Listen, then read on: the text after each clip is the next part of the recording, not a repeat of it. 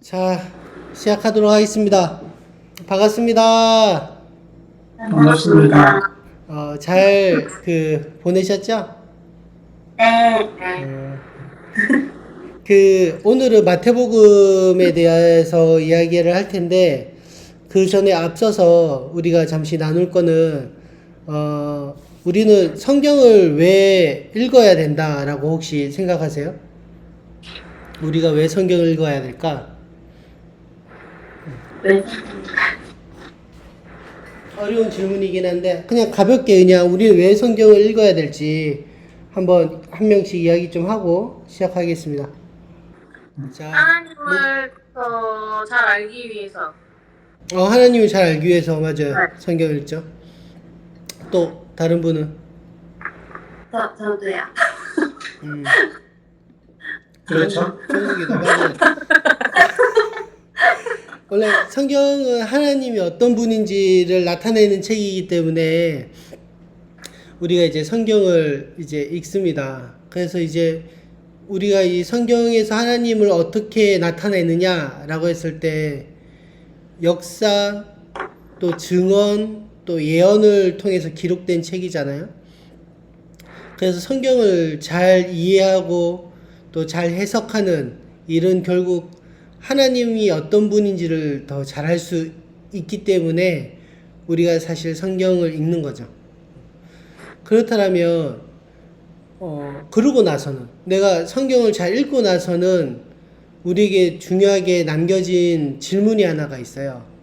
왜냐하면 이 글을 이해하는 데는 문해력이 필요하고 또 글을 통해서 파악하는 어떤 내용의 본질을 깨닫는 것은 이해력이라고 하거든요. 이해력.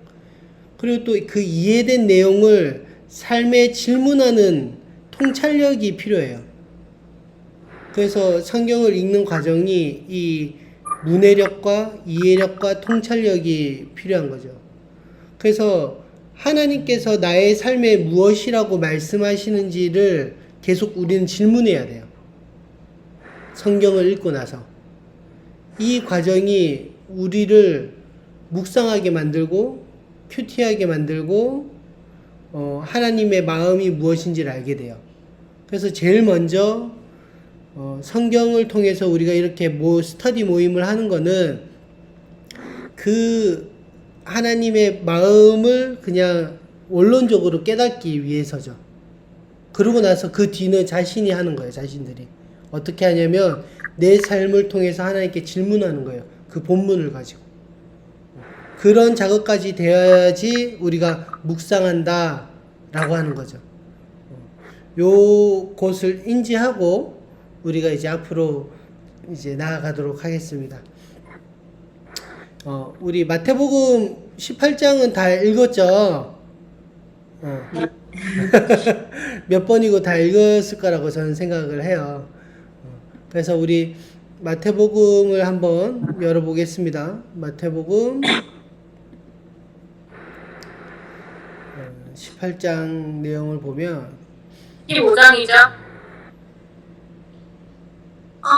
18장 아니에요? 18장입니다. 8장? 18장입니다. 이 사람 다른 거 무상했나 보네요. 망했다.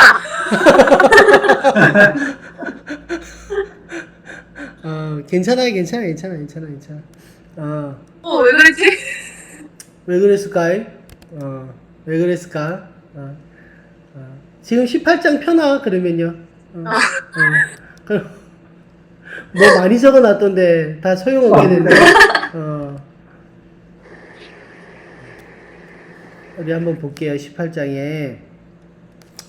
그때라고 이제 우리가 성경을 볼 때는 이 문맥을 항상 읽어야 돼요. 그래서 저는 카드 뉴스나 이런 거를 이제 다른 어떤 좋은 글귀를 볼 때 성경 구절 하나를 딱 띄워놓고 그거에 대한 해석 나오는 것에 대해서 그렇게 썩 좋아하는 타입은 아니에요. 왜냐하면 그 구절이 정말 그 이야기를 가리키는지를 모르기 때문이에요. 우리는 그 구절의 이야기가 그 이야기라고 생각할 때가 많거든요. 그런데 사실은 그 구절의 이야기가 전체 문맥에서 보면 그 내용이 아닌 게 많죠. 오늘 이 제가 18장을 가져온 내용도 바로 그 내용 때문이에요. 두세 사람이 함께 모인 곳에 하나님께서 함께 있는다고 했는데 그 두세 사람이 모인 그 곳에 하나님이 함께 있는다는 내용이 그냥 우리 두세 사람 모여서 예배드리면 그곳에도 하나님께서 함께 한다라고 많이들 그 이야기하잖아요. 맞죠? 근데 과연 진짜 그 내용인지 뭐 우리가 다 알듯이 욥기에 보면 시작은 미약하나 나중에는 창대하게 되리라 이런 내용도 다 알잖아요. 사실은 저주에 대한 이야기인데 우리가 이제 뭐 좋은 일 좀 힘들지만 나중에 앞으로 꿈을 꾸면서 잘 될 거야 뭐 이런 이야기로 쓰듯이 물론 그걸 쓰는 것을 비난하거나 하는 건 아니지만 그러나 우리가 사용함에 있어서 좀 더 조심스럽게 또 잘 돌아봐야 되지 않을까라는 생각이 들어요. 그래서 오늘 본문도 이 두세 사람이 모인 곳에 하나님께서 함께 하신다는 내용이 과연 진짜 그 내용인지를 좀 보기 위해서 하는 것입니다. 고로 다시 돌아가면 우리 1절에 보면 앞에를 봐야 돼요. 그렇죠. 17절 내용 뒤에가 어떻게 되어 있는지를 보면 압니다. 17절에 보면 예수님께서 변모하시고 그리고 예수님께서 귀신 들린 아이를 고치시고 그 다음에 자신의 죽음에 대해서 예고하시고 나서 그들이 24절에 보면 가버나움에 도착했을 때부터 이제 다시 이야기가 시작하죠. 그래서 왜 당신네 선생님들은 이 두 드라크마를 안 냅니까? 그러자 예수님께서 뭐 저기 나가서 낚시를 던지면 뭐 돈 나올 건데 그거 갖고 네 거랑 내 거랑 내라 뭐 이런 내용입니다. 그래서 너는 이 세상의 왕들은 누구로부터 관세와 주민세를 거두느냐 자기 아들들이냐 다른 사람들이냐 이런 이야기를 하시면서 이 이야기를 합니다. 그때 이런 이야기죠. 그때 제자들이 예수께 다가와 묻습니다. 하늘나라에서 누가 가장 큰 사람입니까? 그러니까 예수님께서 어린아이 하나를 불러서 이제 가운데 세우고 말씀하시죠. 내가 진실로 너에게 말한다. 너희가 변화되, 죄송해요. 이게 우리말 성경이죠. 너희가 변화되 어린아이들처럼 되지 않으면 결코 하늘나라에 들어갈 수 없다라고 이야기합니다. 맞죠? 그러면 이 어린아이는 어떤 사람일까요? 여기서 정의를 해야 돼요. 어린아이는 어떤 사람일까? 자신을 맞추는 사람. 또, 하나님을 의존하는 응? 나 자신과 의존성. 왜 그렇게 생각하죠?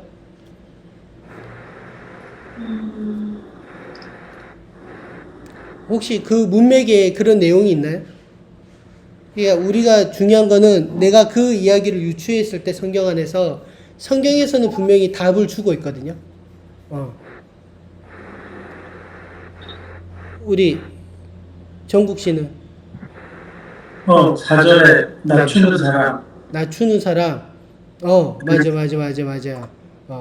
자, 아마 이 4절을 보고 이야기하는데 더 중요한 것이 3절에 있습니다. 우리 그 영어 성경 다 제가 준비하라 했잖아요. 어플에. 영어 성경 보고 있어요? 네. 거기 보면 저는 NLT라고 보고 있는데 NLT에 이렇게 되어 있습니다. I tell you 말합니다. The true 진실을 unless you turn from your sins 당신의 죄로부터 돌이키는 사람이 어린아이와 같다라고 말한다 라는 거죠. 혹시 이해하셨나요? 네. 어린아이가 어떤 사람이라고요? 돌이킴. 죄로부터 돌이킨 우리말 성경에는 변화된 사람이라고 되어 있죠. 너희가 변화돼 어린아이들처럼 되지 않으면 결코 하늘나라에 갈 수 없다는 거예요. 우리가 이 전제를 알고 가야 돼요. 이 마태복음의 작은 자, 어린아이, 적은 자 이런 이야기들은 하나님의 말씀 제자들을 가리키고 하나님의 말씀에 변화된 사람을 가리켜요. 그래서 우리가 이 내용을 먼저 가설을 세우고 우리가 인지하고 들어가야 돼요. 여기까지는 동의되시나요? 네. 그러니까 어린아이 같은 사람, 작은 자는 결국은 죄로부터 돌이킨 사람이라는 거죠. 변화된 사람. 그 변화된 사람이 4절에 보니까 누구든지 이 어린아이와 같이 낮추는 사람이에요. 당연히 그렇겠죠. 당연히 변화되어서 죄로부터 돌이켜서, 이 변화되어서도 사실은 좀 더 디테일하게 말해야 되지만 죄로부터 변화된 사람은 자신을 낮추는 사람이에요. 예수님께서는 이 아이를 끄집어내면서 이렇게 이야기하시는 거예요. 이 어린아이를 영접하는 것이 곧 나를 영접하는 것이다. 다시 말해서 5절을 다시 바꾸어 말하면 어떻게 됩니까? 변화된 사람, 이 죄로부터 세상에 있거나 죄를 짓고 있는 이 사람이 변화돼서 돌아온 이 사람을 우리가 영접하면 누구를 영접하는 거예요? 예수님을 영접하는 거예요. 자, 6절로 넘어가겠습니다. 그래서 주님께서 이렇게 이야기하는 거죠. 누구든지 나를 믿는 이런 어린아이 가운데 왜 나를 믿는이라고 하겠어요? 죄로부터 돌이켜서 자기를 낮추고 주님을 믿는 한 사람을 이 어린아이와 빗대어서 이야기하는 거죠. 이 어린아이, 왜 우리가 6절이 난해 구절인데 주님께서 갑자기 너 맷돌을 매서 바다에 빠뜨리는 편이 훨씬 낫겠다. 너 죽는 게 훨씬 나아. 라고 왜 이야기할까요? 왜 네 손발을 다 잘라서 장애인으로 생명에 들어가는 것이 낫다. 라고 왜 이야기하실까요? 갑자기. 근데 이게 갑자기가 아니라는 거예요. 우리가 이것을 해석하는 것이 이렇습니다. 자, 6절부터 따라오면, 자, 누구든지 이렇게 자기를 죄에서 돌이키고, 나왔는데, 교회에서 이렇게 이야기하는 거예요. 아, 저 사람, 그 사람은 낮추고 변화되고, 눈물로서 회개하면서, 또, 이제 정확하게는 회개는, 자신이 갚아야 될 것이 있으면 다 갚는 사람들이죠. 그렇게 해서 살고 있는데, 어느 날 한 사람이 찔러보는 거예요. 아, 저 사람이 예전에 저런 사람이었는데, 죄 짓고, 우리가 흔히 이제 깜빵 갔다 온 사람, 줄 끄인 사람이 혹여나, 변화되어 있거나, 죄를 돌이키거나, 다시는 안 지겠다고 그러는데, 세상이 계속 단죄하잖아요. 정죄하고. 그러니까 어쩔 수 없이 또 죄 가운데 들어가는 거죠. 그런 것처럼 우리가 교회에서 그런 사람들이 있는데, 교회에서 꼭 그런 사람들 있잖아요. 아유, 예전에 저 사람이 그랬다더라, 저랬다더라. 지금 열심히 사역하고 봉사하고 뭐 그러고 있는데, 예전에 저 사람 저랬다더라. 그 사람에게 말씀하시는 거예요. 어린아이 가운데 한 명이라도 죄를 짓게 하는 사람은 너는 죽는 편이 훨씬 더 나아. 그게 얼마나 큰 죄인지를 사실은 알려주는 거죠. 오케이? 혹시 우리 가운데 그런 사람이 없길 소망합니다. 그래서 7절에 사람들을 넘어지게 하는 일 때문에 이 세상에 화가 있다라는 거죠. 넘어지게 하는 일이 없을 수는 없으나 넘어지게 하는 걸림돌과 같은 사람들에게는 화가 있을 것이다. 그렇게 정죄하고 옛날 거 들추어내고 막 놀리듯이 하고 뭐 이런 사람들 있잖아요. 그게 내재되어 있는 사람들이 있어요. 우리가 살다 보면 안 해도 될 말들을 하는 사람들이 있는데 그런 사람들에게 주님께서 경고하는 거예요. 그 사람들의 입, 혀가 변화받아야 된다라는 거죠. 그래서 이 죄가 얼마나 크냐면 혹여나 이 사람이 회개하고 주님 앞에 돌아왔는데 이런 것들 때문에 넘어져서 주님을 떠난다면 얼마나 큰 죄예요. 그러니까 네 손, 네 발, 너 이런 것보다 그냥 너 장애인 돼서 천국에 들어가는 게 나아. 네 눈이 죄를 짓거든 빼내버려. 생명에 들어가는 것이 훨씬 나라고 이야기하는 거죠. 그러니까 우리가 이 혀로, 눈으로, 손으로 이 어린아이와 같은 자에게 죄를 짓고 혹여나 낙심하게 만드는 일을 하는 사람이 얼마나 큰 죄인지를 알길 바래요. 그렇다면 10절에 쭉 가서 10절에 이 작은 사람들 가운데 한 명이라도 업신여기지 않도록 조심해라 라고 이야기하는 거죠. 그래서 여기까지 오케이? 오케이. 자, 여기까지는 다 이해됐죠? 수긍했죠? 네. 그래서 자 11절에 그래서 이 양에 대한 이야기가 나와요.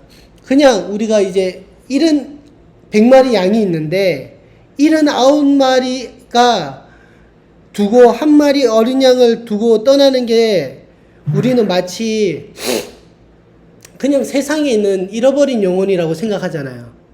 교회에서도 그렇게 가르쳤고 설교했고 그렇게 들어왔죠. 묵상하고 또 그런데 지금 이런 맥락 안에서 우리가 성경을 쭉 보면 이 잃어버린 한 마리 양은 누굴까요? 교회 안에 있어.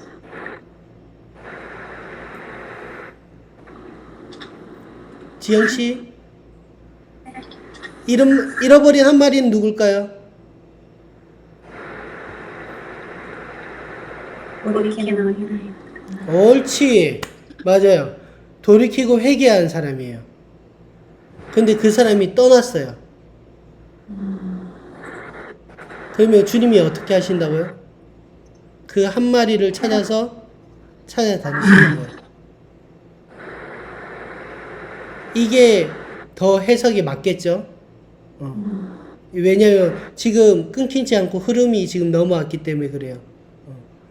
그래서 내가 그 한 마리를 찾는 게 얼마나 기쁜지를 그 마음을 알아야 되는 거예요. 그냥 저기 세상에 있는 사람을 이야기하는 게 아니에요. 주님께 회개하고 돌아왔는데 그 앞전에 입 조심하지 않고 눈 조심하지 손 조심하지 않은 그 사람 때문에 넘어진 그 한 사람 때문에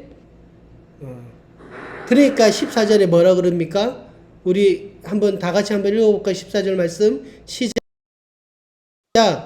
이와 같이 이 어린아이 중 한 명이라도 잃은 것은 하늘에 계신 너희 아버지의 뜻이 아니니라. 지금 이 양을 뭐라고 비유합니까? 어린아이라고 비교하죠. 이 어린아이가 누구라고요? 돌이키고 회개한 사람. 아멘. 돌이키고 회개한 사람이에요.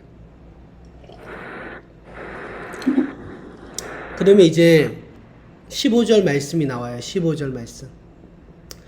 자, 만일 네 형제가 내게 죄를 짓거든 둘이 있는 자리에서 잘못을 지적해라요. 만약에 내가 교회 안에서 죄를 지었어요. 그 죄가 무슨 죄인지 모르겠지만 이 본문에서는 아마 회개하고 돌이킨 사람을 넘어지게 하거나 낙심하게 한 죄일 가능성이 있겠죠. 또 다른 죄라도 상관은 없어요. 그런데 그 죄를 짓는데 너희들은 그냥 그걸 두지 말고 혼자 가서 이야기하지 마. 왜냐면 증인이 필요해서 한 2명 정도 3명 정도 있는 자리에서 잘못을 잘 이야기해. 그래서 네가 그 말을 그 사람이 형제가 들으면 그게 얻을 것이야. 그러나 16절에 만일 네 말을 듣지 아니하면 그가 하는 모든 말을 2-3 사람의 증언을 얻기 위해 반드시 1-2 사람을 더 데려가라 이야기하시죠. 17절 그러나 만일 그가 그들의 말도 거부하면 교회에 가서 이야기하래요. 교회에 가서 누구한테 이야기할지 못하겠지만 현대적으로 이야기하면 장로님이나 부장지사님이나 아니 목사님이나 이렇게 이야기하라는 거죠. 직분자들에게. 그래서 교회에 이야기했는데 교회에서도 목사님의 말을 듣지 않고 어떤 당의 이야기를 듣지 않으면 그 사람을 이방 사람이나 세리처럼 여기라는 거예요. 그 말이 뭐냐면 너희 공동체에서 끊어내라는 소리예요. 내가 한두 사람이 먼저 가서 이야기를 하고 말을 안 들어. 그 죄에 대해서 계속 돌이키지 않고 가볍게 여겨. 그래서 두세 사람을 더 데리고 증인을 세워서 이야기를 했는데도 그러지도 않아. 그래서 교회의 권위를 가지고 이야기를 했는데도 들어먹지 않으면 시리하라는 거예요. 출교시키든지 치리를 하든지 반드시 하라는 거예요. 왜? 제가 찾은 결과입니다. 왜 그래? 왜냐하면 지금 주님의 마음은 회개에서 돌아온 그 어린아이 같은 애들이 지금 낙심해 있는데 여기에 주님의 마음이 있다라는 거예요. 그래서 그 넘어지게 하는 사람, 죄를 짓는 사람에게 주님께서 이만큼 강력하게 또 한 번 이야기하시는 거예요. 어떻게? 앞에는 너 팔다리 다 잘라내고 이것보다 더 심한 죄가 이 한 어린아이 같은 자를 낙심하게 한 거야. 교회를 떠나게 한 거야. 그리고 또 이야기하는 거죠. 이제 교회법으로 이야기를 하는 것처럼 마치 이렇게 교회 안에서 이야기했는데도 안 들어가면 이야기하는 거예요. 18절의 말씀에 내가 진실로 너희에게 말한다. 무엇이든 너희가 땅에서 매면 하늘에서도 매이고 무엇이든지 땅에서도 풀면 하늘에서도 풀린다. 그래서 이 이야기를 하는 거예요. 이 이야기가 뭐예요?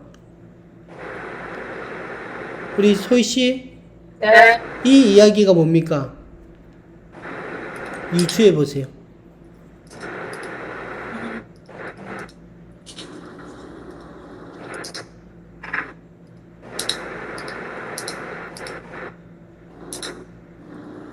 패스?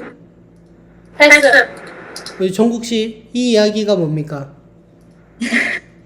문맥상. 땅에서 매면 하늘에서 매이고 땅에서 풀리면 하늘에서 풀린다라는 게 문맥상 뭘까요? 그러면 우리가 뭔가 기도하거나 하면 하늘에서 듣는다는 말 아닙니까? 그렇죠, 그렇죠.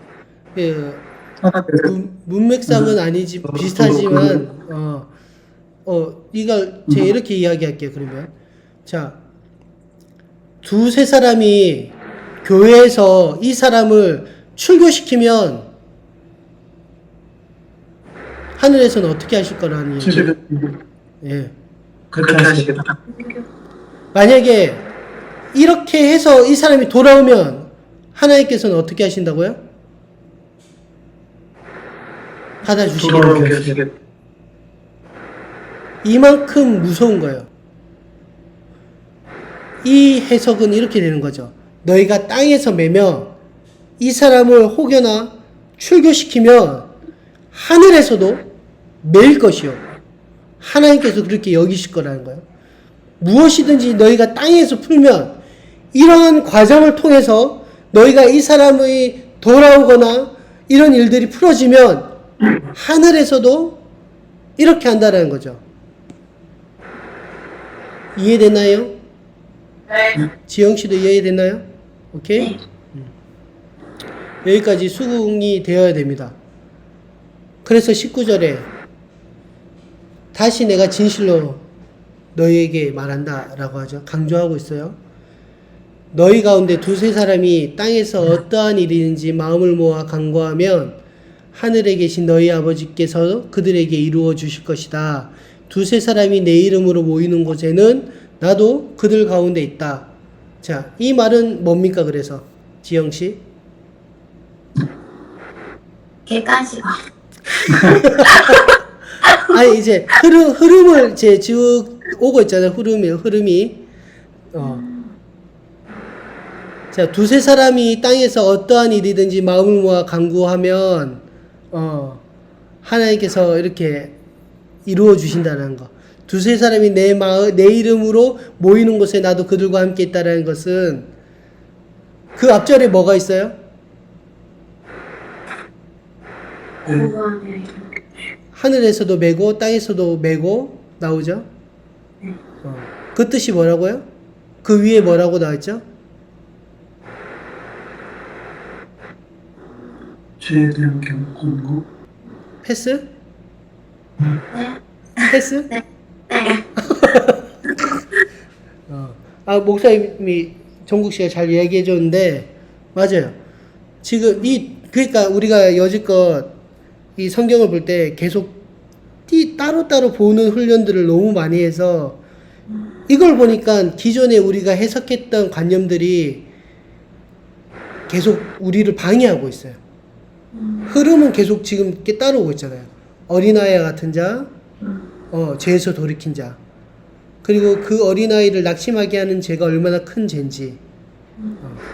그리고 교회에서 그러면 그런 죄를 짓는 사람들이 교회에서 어떻게 다루어지고 있는지. 맞죠? 그러면 이 두세 사람이 모인 곳에 나의 이름으로 모인 곳에 나도 그들과 함께 있다라는 것이 뭐예요? 그 두세 사람은 뭘 의미할까요? 본문에 두세 사람이 언제 모이죠? 공부할 때. 그렇죠. 그때에도 하나님께서 함께 하신다는 거예요. 두세 사람이 땅에서 어떤 일이든 이라고 되어 있지만 이 어떤 일이든지는 뭐냐면 주님의 연약한 자, 낙심한 자, 그런 자들을 위해서 하는 일. 이 어떠한 일이든지 마음을 모아서 간구하면 이 사람이 돌아오도록, 때로는 이 사람들에게 죄를 짓는 사람들이 돌아오도록 하나님께 간구하면 그들에게 이루어 주신다는 거예요. 그래서 두세 사람이 내 이름으로 모이는 곳은 죄를 공고하는 그 자리예요. 그냥 예배 드리는 자리가 아니라고요. 물론 예배 드리는 자리에도 주님께서 한 사람이 있든 두세 사람이 있든 하나님 함께 하십니다. 그러나 오늘 이 본문은 이 두세 사람이 모이는 곳에 하나님께서 함께 하신다는 것은 회개하고 돌아온 사람들을 낙심하게 하거나 혹은 죄 가운데 지금 여전히 교회를 다니지만 나 하나님 믿어 라고 말하면서 죄 가운데 있는데 그 죄 가운데 있는 사람들이 여전히 죄를 회개하지 않고 교회에서 보기에도 너무 뻔히 보이고 있어요. 그래서 교회에서 말하지만 이 사람이 들어먹질 않아. 그러면 교회에서 공고하고 치리하고 출교하고 이러한 과정 가운데서 하나님께서 함께 하신다는 거예요. 사실 무서운 이야기고 강력한 메시지인 거죠. 오케이? 네. 여기까지 나중에 다시 한번 끝나고 나서 묵상해 보면 더 큰 은혜가 있을 거라고 생각합니다. 그래서 21절에 베드로가 묻는 거예요. 예수님, 도대체 몇 번을 죄를 지어야 용서해야 됩니까? 7번까지입니까? 그러니까 아니 7번이 아니라 70번씩 7번 무한히 해라. 그러므로 하늘나라는 마치 자기 종들과 빚을 결산하려는 왕과 같다라고 이야기하는 거예요. 주님은 이렇게 용서하세요. 주님은. 그런데 우리가 잊지 말아야 될 거. 이제 24절에 보면 이제 예화가 나오지만 이거에 대한 주님은 이만큼 넓으신 분인데 우리에게도 그걸 요구하지만 혹여나 두세 사람이 교회가 이렇게 해서도 이야기 들어먹지 않으면 하나님께서 반드시 용서하지 않으실 거예요. 자, 흐름을 따라와야 돼요, 이제. 요것만 보면, 그래도 용서해야지. 이 사람이 회개하지 않았지만, 그래도 용서해야지. 이렇게 해석하면 안 돼요. 자, 그래서 주님께서 이야기하는 거예요, 24절에. 자, 왕이 결산을 시작하자 10,000달란트 엄청난 돈을 진 사람이 왕 앞에 나와서 돈이 없어요 이래 이야기하니까 그랬더니 조금만 참아주시면 갚겠습니다. 주인이 27절에 불쌍히 여겨서 그를 놓아주고 빚을 없애주겠다 라고 이야기했어요. 그러나 그 종은 밖에 나가서 자기에게 100데나리온 진짜 그거에 비하면 진짜 얼마 안 되는 돈을 빚진 종을 찾아내서 야, 빚 갚아 이렇게 이야기하죠. 동일하게 이야기합니다. 아, 조금만 좀 참아주게 내가 갚겠다. 그래 참지 못하고 투고합니다. 옥에 가두어 버려. 이 일을 본 다른 동료 종이 기가 막혀가지고 야, 성경의 이 비유가 너무 중요하죠. 기가 막혀서 어이없어가지고 이 일을 낱낱이 주인에게 다시 이릅니다. 그러자 주인이 이야기하는 거예요. 야, 이 악한 종아, 내가 너 애원해서 내가 빚을 탕감해 줬는데 너는 왜 다른 동료를 불쌍히 여기지 않느냐? 그러면서 화가 나서 그 종을 다시 넘겨주고 갚을 때까지 감옥에 가두었대요. 지금 이 내용을 뭐에 빗대서 해석해야 됩니까? 자, 다른 사람. 자, 다른 사람 빨리. 들렸어요. 하고 빨리 정확하게 외치세요. 잘 모르겠어요. 마지막 지역 이 이유를 뭐해서 했던 본문 내용이 여기에 함축적으로 용서 오케이. 자, 좀 디테일. 이렇게 빚진 사람은 누구입니까?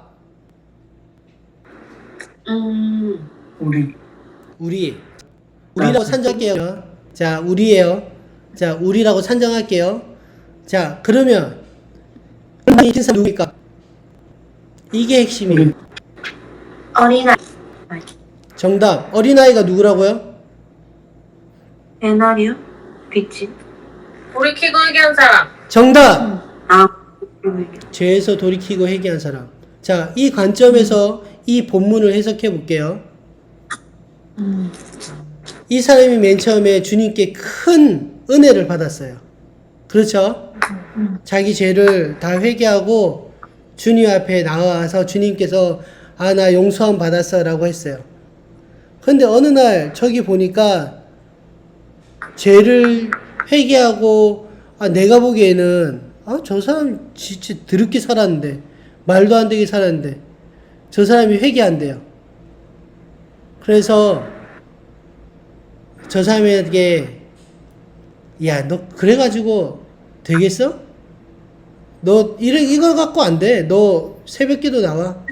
너 이거 해야 돼. 저거 해야 돼. 너 예전에도 그렇게 살았잖아.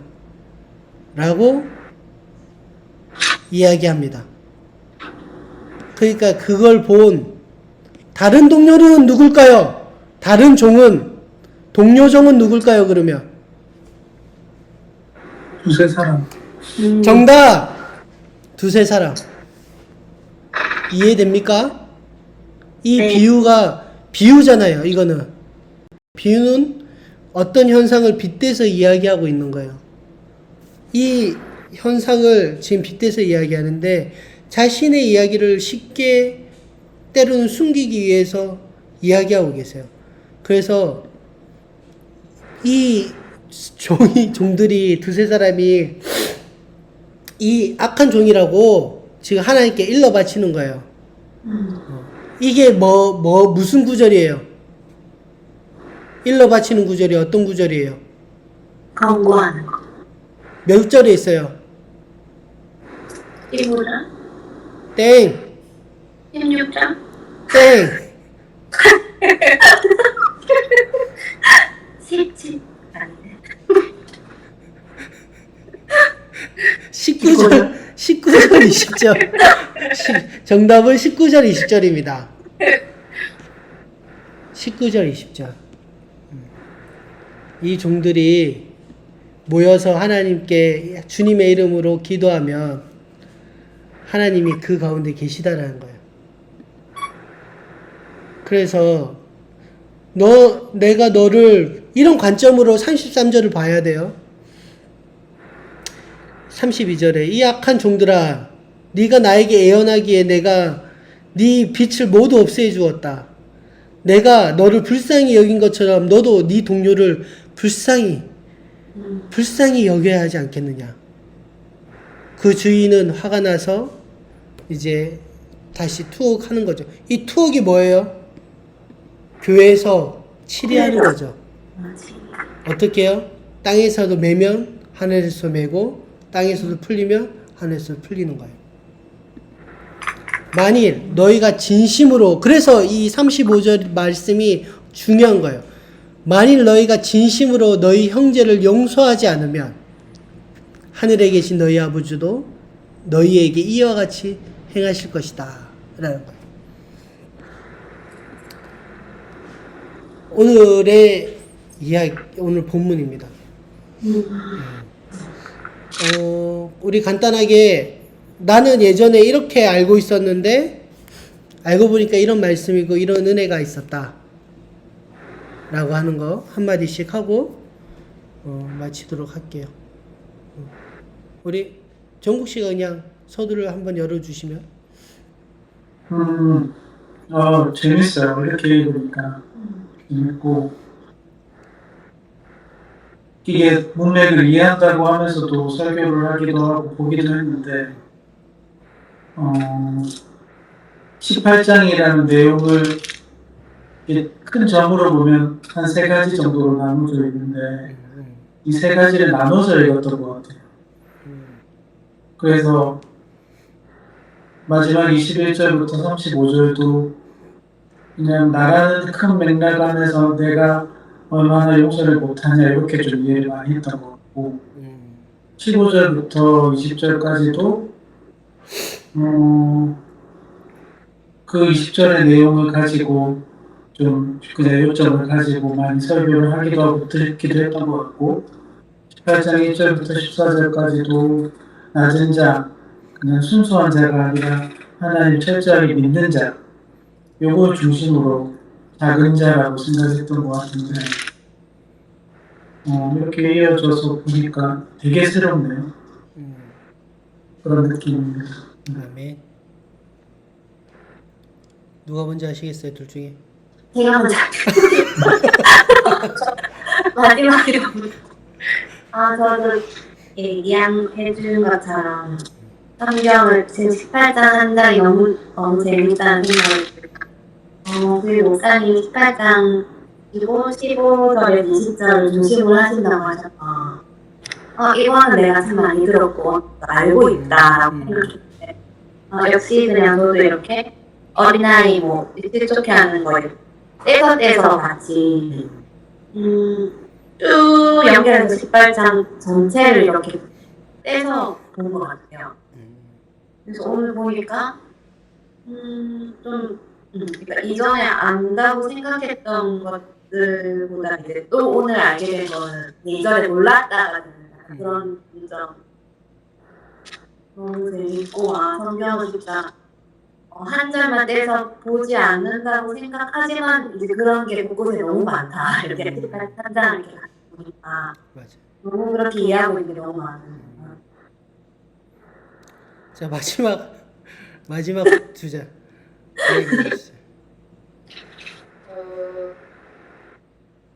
본문 말씀을 잘못 알고 있긴 했는데 왜 15장을 하는지 모르겠네. 목사님이 두 번째 15장이라고 카톡에 올리셨어요. 그래요? 진짜 박성민 목사님. 내가 잘못한 거 아니래 그럼. 근데 왜 18장을 어떻게 알고 또 묵상했어? 처음에는 처음에는 18장 이렇게 정확하게 올려주셨고 두 번째는 그냥 한번 15장이라고 하셔서 15절을 쳤나 보다 생각했어요. 역시 문맥을 이해하는 사람은 다르다니까. 나 막 잭당이한테도 물어보고 말이야. 알았어. 미안합니다. 자. 여튼 저도 좀 통으로 보는 그런 거는 배워보지 못했고 사실 훈련도 안 돼 있어서 하나씩 이렇게 끊어가지고 어린아이 뭐 땅에서 매면 뭐 하늘에서 메이고 뭐 그런 것들 다 그냥 그 문맥의 흐름으로 이해하기보다는 직관적으로 그 단어에 대한 이해로만 이렇게 이해를 했던 것 같아요. 설교도 사실 그렇게 만들었었고 새로운 사실을 안에 알게 됐고 그리고 흥미로웠습니다. 그래서 성경에 대한 이해가 좀 더 필요하겠다, 공부를 좀 더 해야겠다라는 생각이 들었고 다음번에는 무슨 말씀을 제대로 보고 하겠습니다. 감사합니다.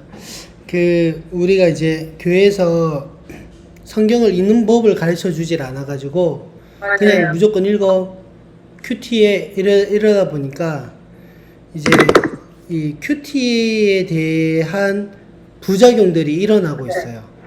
그러니까